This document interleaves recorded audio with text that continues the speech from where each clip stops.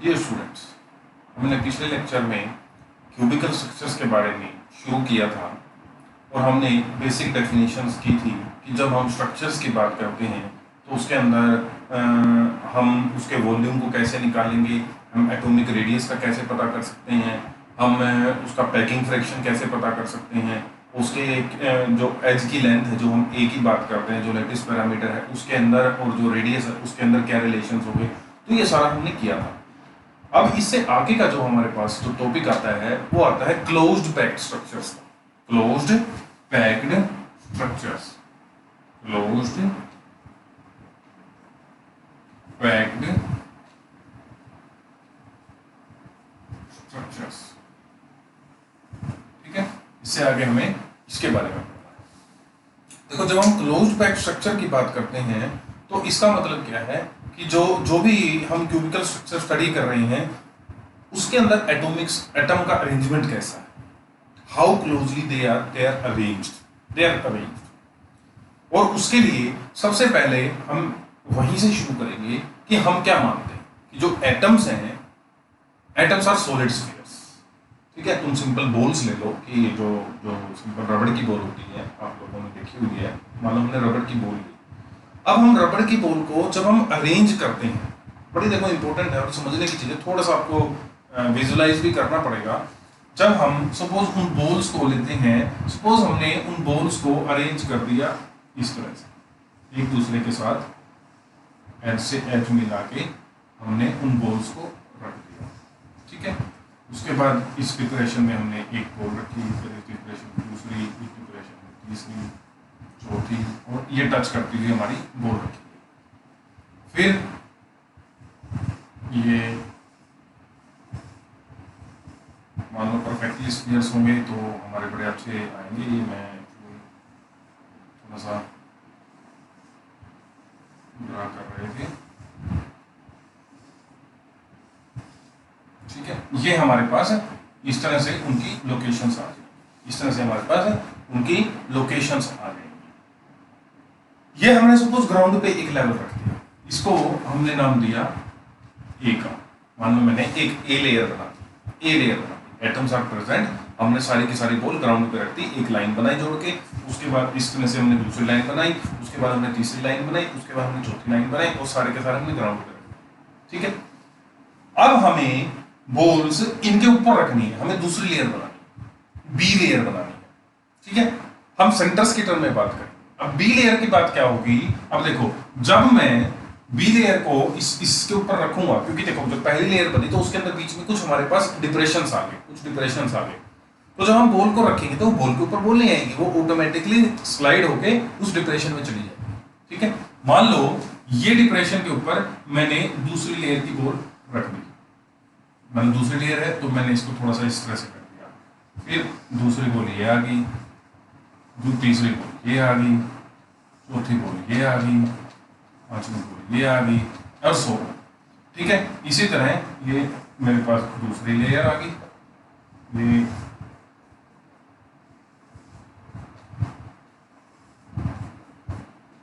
And so, इस तरह से। ठीक है, इसी तरह जब मैं इसकी ड्रा कर रहा हूँ तो मेरे पास यहाँ आएगी बॉल, यहाँ आएगी, यहाँ आएगी, यहाँ आएगी, एंड सो। ठीक है, पहली लेयर बनाई, पहली लेयर के जो डिप्रेशंस थे, मान लो जो ये वाला था, इसके अंदर एक बॉल, इसके अंदर दूसरी बॉल, इसके अंदर तीसरी बॉल, इसके अंदर चौथी बॉल, इसके अंदर पांचवी बॉल, फिर दूसरी लेयर के इसके ऊपर, इसके ऊपर, इसके ऊपर, इसके ऊपर, इसके ऊपर, जो तीसरी लाइन हमने बनाई, तीसरी लाइन में कहाँ आया, इस पॉइंट पे, इस पॉइंट पे, इस पॉइंट पे, इस पॉइंट पे, ये सेंटर्स आ गए, दूसरी वाली के सेंटर्स आ गए। इस लेयर को मैंने लिख दिया बी लेयर। ठीक है, एक लेयर बन गई, एक लेयर के ऊपर दोबारा मैंने बॉल्स रखी, जो डिप्रेशंस थे वहां उनके सेंटर्स चले गए, और हमारे पास दूसरी लेयर। ऑब्वियसली हमें क्योंकि स्टेबिलिटी बनानी है तो स्टेबिलिटी में हमें उसको ऐसी जगह पे रखना पड़ेगा जहां पे उसकी एनर्जी मिनिमम हो, उनका उसके ऊपर फोर्स मिनिमम लग रहा है, उसकी एनर्जी मिनिमम हो, तो वो ऑब्वियसली डिप्रेशन में स्टेबल भी वही होगी। अब जब मेरे को तीसरी लेयर इसके ऊपर डालनी है, जब मेरे को तीसरी लेयर बनानी है, देखो इंपॉर्टेंट चीज है ये, मैं बताता हूं। ये है पहले के सेंटर्स,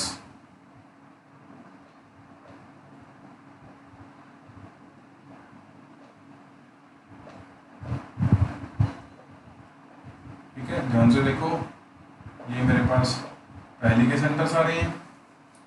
जब हमने दूसरी लेयर रखी तो जो पहली का सेंटर है वहां पे देखो, जो पहली का सेंटर है वहां पे वहां पे बॉल के हिसाब से भी जगह खाली है, ठीक है ना। इसमें देखो जो पहली का सेंटर है वहां पे मेरे पास जगह खाली पड़ी है, ये देखो, ये इंपॉर्टेंट चीज है, जो पहली का सेंटर है उसकी जगह खाली पड़ी है। दूसरी लेयर आ गई, दूसरे के सेंटर तुम्हें दिखाई दे रहे हैं ऑब्वियसली क्योंकि ये ऊपर है। अब जब मैं इसके ऊपर तीसरी लेयर लगाऊंगा तो तीसरी लेयर के लिए मेरे पास दो पॉसिबिलिटी है डिप्रेशंस। तुम पहली में भी जब देखोगे, अगर मैंने ये डिप्रेशन लिया उसके बाद बॉल इस डिप्रेशन में डाली, तो पहली का जो ये वाला पोर्शन खाली था, ये वाला जो डिप्रेशन खाली था, क्योंकि एक डिप्रेशन यहां बना था, एक डिप्रेशन यहां, फिर यहां यहां यहां यहां यहां यहां, ये वाला खाली था, ये वाला भी खाली, ये वाला भी खाली, ये वाला भी खाली, ये वाला भी खाली, ठीक है ना। बॉल क्योंकि जब इस डिप्रेशन में बॉल आ रही है तो इस डिप्रेशन में बॉल नहीं आ सकती दूसरी लेयर में, क्योंकि उसकी बाउंड्रीज उसको आने नहीं देगी। तो जब मैं तीसरी लेयर रखूंगा तो तीसरी लेयर के लिए मेरे पास एक तो वही पॉसिबिलिटी है कि ये जो डिप्रेशन ये वाला आया यहां रख दी, ये डिप्रेशन आया यहां रख दी, यहां रख दी, यहां रख दी, ठीक है। और फिर मैंने यहां रख दी, जो यहां रख दी, यहां जो पहले के सेंटर्स हैं एज इट इज पहले की लेयर को रिपीट कर सकते हैं हम, पहली पॉसिबिलिटी मतलब ए मेरे पास दोबारा आ सकती है। तो मेरे पास रिपीटिशन क्या होगा, ए फिर बी फिर ए फिर बी फिर ए फिर बी एंड सो, ठीक है। और दूसरी पॉसिबिलिटी मेरे पास क्या है तीसरी लेयर को रखने की, कि देखो ये वाला जो पार्ट है, ये वाला जो पार्ट है, ये वाला जो पार्ट है, ये वाला जो पार्ट है, जहां पे ना तो पहले का सेंटर है, देखो डिप्रेशन है पहले में, यहां पे दूसरा है, दूसरे में भी डिप्रेशन है, यहाँ पे गड्ढा है, पहले का भी गड्ढा था, बोल आ सकती थी, दूसरे का भी गड्ढा है, बोल आ सकती थी, और तीसरे के लिए भी गड्ढा है। मतलब ये पार्ट, ये पार्ट, ये पार्ट, ये पार्ट, ये और ये, ठीक है ना। तो मेरे पास ये वाला, ये वाला, ये वाला, यहां पे तीसरी लेयर बन सकती है, जहां पे ना तो पहली की लेयर का कोई सेंटर है ना दूसरी लेयर का कोई सेंटर है, लेकिन जब मैं तीसरी लेयर उस पर रख रहा हूं तो उसका सेंटर वहां पे आ सकता है, ठीक है। दो पॉसिबिलिटी है तीसरी लेयर के लिए, मेरे पास दो तरह के डिप्रेशंस हैं। एक तो वो डिप्रेशंस है जहां पे मेरे पास पहला है, अगर मैं वहां बॉल रख दूंगा तो वो डिप्रेशन फिर से खाली रहेगा, जो पहले में भी खाली था दूसरी में भी खाली था, वो तीसरी में भी खाली रह जाएगा, ठीक है। तो मेरे पास ए बी फिर ए रिपीट हो जाएगी, फिर बी रिपीट हो जाएगी, फिर ए रिपीट हो जाएगी, फिर बी रिपीट हो जाएगी। और तीसरी लेयर के लिए मेरे पास दूसरी पॉसिबिलिटी क्या है कि जिस डिप्रेशन में ना तो पहली लेयर में कोई एटम का सेंटर था, खाली पड़ी थी, ना दूसरी का कोई सेंटर था, मैं तीसरी वहां पे रख दूं, मींस एक तीसरी लेयर की पॉसिबिलिटी बन गई। तो मेरे पास जो पॉसिबिलिटी बनेगी वो बनेगी A B C, A B C, A B C, इस तरह से रिपीटिशन होता है। देखो ये थोड़ा सा आपको विजुलाइज करना पड़ेगा, मैं दोबारा ड्रा कर देता हूं, अगर आपको लगता है तो। मुझे लगता है वैसे समझ में आ जाना चाहिए, समझने की कोशिश करना इसको। मान लो मैंने एक लेयर एटम्स की बनाई, हम ज्यादा एटम्स नहीं बनाएंगे हम, ठीक है। ये इसमें ये दूसरी बॉल रख दी, इसमें मैंने तीसरी बॉल रख दी, और इसमें एक लाइन बना दी, ठीक है। ये एक लेयर। अब देखो जब हम दूसरी लेयर बनाएंगे तो मेरे पास ये वाला गड्ढा भी है, ये वाला गड्ढा भी है, यही मैं आपको बता रहा हूं, ये वाला गड्ढा है, ये वाला गड्ढा है, ये। अब मैं अगर इसके ऊपर बॉल रखूंगा तो यहाँ पे बॉल नहीं आएगी, फिर इसके ऊपर रखूंगा यहाँ नहीं आएगी। इसका मतलब चलो मैं ऊपर वालों को चूज करता हूं, मैंने बॉल यहाँ रख दी, फिर यहाँ रख दी, फिर यहाँ रख दी, फिर यहाँ रख दी। अब ये देखो यहाँ पे भी खाली है, यहाँ पे खाली है, यहाँ पे खाली है, यहाँ पे खाली है, ये खाली रह जाएंगे, ठीक है। उससे अगली लेयर मैंने फिर उन्हीं के हिसाब से बना दी,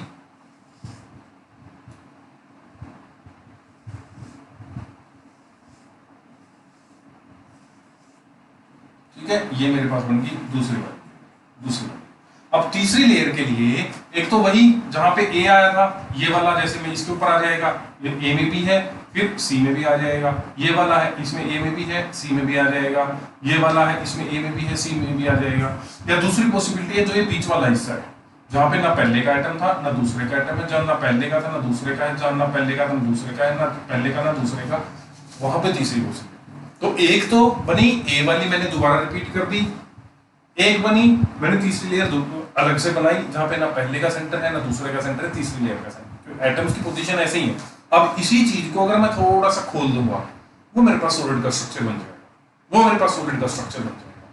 और कमाल की बात यह है कि जब हम रिपीट करते हैं ए बी को, जो स्ट्रक्चर बनता है मेरे पास, that is HCP, hexagonal closed packed structure, hexagonal closed packed structure, that is HCP। और जब मैं रिपीट करता हूं ABC, तो मेरे पास जो स्ट्रक्चर बनता है that is phase centred cubic. तो क्लोज्ड पैक्ड स्ट्रक्चर के अंदर इस तरह से हमारे पास एटम्स की पोजीशन होती है। तो अब HCP की मैं बात करूं तो HCP में क्या है मेरे पास, ये नीचे वाली लेयर,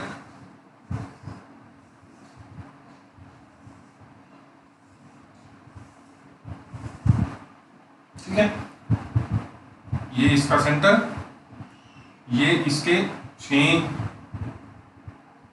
क्यूब्स, तो ये बेस बन गया जो ए लेयर है, ए लेयर का बेस बन गया। इसका मतलब एक सेंटर पे, और सेंटर के साथ मेरे पास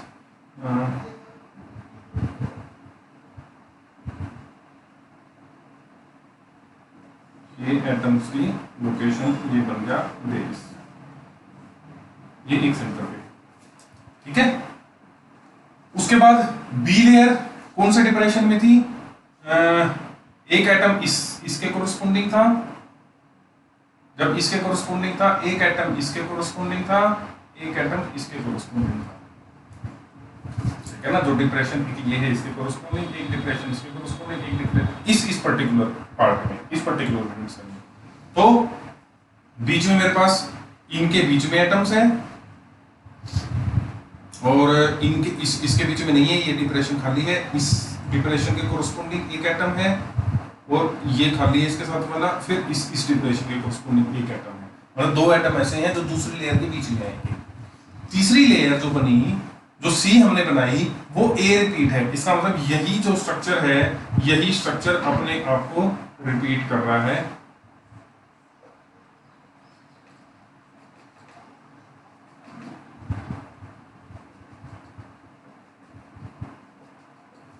इस तरह से दिस इज HCP, जहां पे ये जो सारी पोजीशंस हैं, ये एटम्स की पोजीशंस हैं, ये सारी जो पोजीशंस हैं ये एटम्स की पोजीशंस हैं, ठीक है। और 3 एटम हमारे पास इनके बीच में आ रहे हैं, इनके जो बी लेयर है, बी लेयर के बीच में मेरे पास इसके अंदर 3 ही पॉसिबिलिटी आती हैं जो इसके अंदर बीच में आती है। तो ये जो स्ट्रक्चर बनेगा इट इज HCP स्ट्रक्चर, ठीक है। और हम देखेंगे कि जो HCP स्ट्रक्चर की अगर हम पैकिंग फ्रैक्शन निकालते हैं, जैसे हमने उसके अंदर निकालते हैं कि नंबर ऑफ एटम्स कितने प्रेजेंट हैं ए और उसमें क्या रिलेशन है आर में, तो हम जब सारा निकालते हैं तो इसकी भी जो पैकिंग फ्रैक्शन आता है it is also 74%, which is equivalent to FCC। तो चाहे AB में हो, चाहे ABC में हो, जो पैकिंग फ्रैक्शन है वो दोनों के केस में 74% है। तो अगर हम मोस्टली क्लोज्ड पैक्ड स्ट्रक्चर्स की बात करेंगे तो वो हमारा HCP भी है और वो हमारा FCC भी है। दोनों के केस में जो पैकिंग फ्रैक्शन है दैट इज 74%। हाँ, लूजली बाउंड हमारा सिंपल क्यूबिक है, ठीक है। एक बुक से आप इनके एग्जांपल्स देख लेना कि कौन से ऐसे स्ट्रक्चर्स हैं जो हमारे FCC के फॉर्म में आते हैं, जो हमारे BCC के फॉर्म में आते हैं, जो सिंपल क्यूबिक के फॉर्म में आते हैं, जो हमसे HCP के फॉर्म में आते हैं। HCP के, FCC के, BCC के, तो हमारे पास बहुत सारे स्ट्रक्चर्स हैं। आप उनको उनके एग्जांपल 1-1, 2-2 याद रखना। हाँ, सिंपल क्यूबिक का हमारे पास इस नेचर के अंदर एक ही क्रिस्टल एग्जिस्ट करता है और वो है हमारे पास पोलोनियम। और पोलोनियम भी जो एटम सिंपल क्यूबिक में एग्जिस्ट करेगा वो भी 70 डिग्री सेंटीग्रेड से ज्यादा पे ही करेगा। अगर 70 डिग्री सेंटीग्रेड से कम होगा तो पोलोनियम भी सिंपल क्यूबिक नहीं है। तो इस नेचर के अंदर सिर्फ एक ही क्रिस्टल ऐसा है जो सिंपल क्यूबिक है, अदरवाइज कोई भी सिंपल क्यूबिक स्ट्रक्चर एग्जिस्ट नहीं करता। तो आपके पास दो एग्जांपल आपको पता होने चाहिए, आपको इनके पैकिंग फ्रैक्शंस पता होने चाहिए, आपको इनके कोऑर्डिनेशन नंबर्स पता होने चाहिए कि किसके केस में कितना है। इसका भी कोऑर्डिनेशन नंबर एफसीसी वाला ही है, वही 12 है। इसका भी 12 ऑब्वियसली जब पैकिंग फ्रैक्शन जाता होगा कोऑर्डिनेशन नंबर भी जाता होगा, ठीक है, वो इसका भी 12 है। तो एचसीपी कैसे बनता है, एफसीसी कैसे बनता है, बीसीसी आप लोगों को पता ही है कि बीसीसी के अंदर क्या होता है कि हमारा बॉडी के सेंटर पे एटम है, कॉर्नर्स पे एटम्स हैं, तो टोटल नंबर ऑफ एटम्स कितने हो जाते हैं एक यूनिट सेल के अंदर, वो 2 हो जाते हैं। सिंपल क्यूबिक हमें पता है कि सिंपल कॉर्नर्स पे एटम्स हैं, एफसीसी हमें पता है कि फेज के सेंटर्स पे एटम्स हैं, कॉर्नर्स पे एटम है।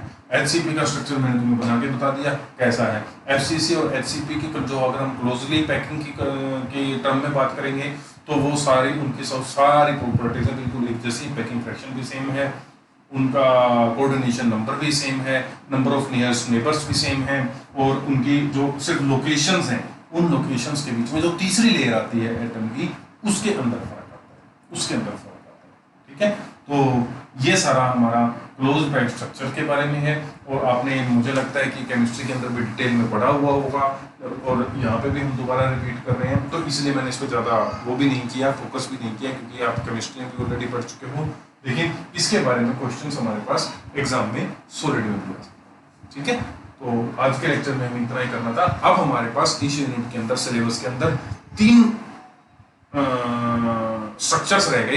एक डायमंड का स्ट्रक्चर तुम्हारे सिलेबस में है, एक सोडियम क्लोराइड का है, एक जिंक ब्लेंड का है। ये 3 स्ट्रक्चर्स तुम्हारे सिलेबस में है, और स्ट्रक्चर्स को जब हम स्टडी करेंगे तो आपके माइंड की थोड़ी विजुअलाइजेशन की जरूरत पड़ेगी कि आप कैसे विजुअलाइज करते हो, आपके दिमाग में पिक्चर कैसे बनती है, ठीक है। तो आज हम इतना ही छोड़ेंगे, इससे आगे का जो पार्ट है वो फिर हम नेक्स्ट लेक्चर, ठीक है। तो टिल देन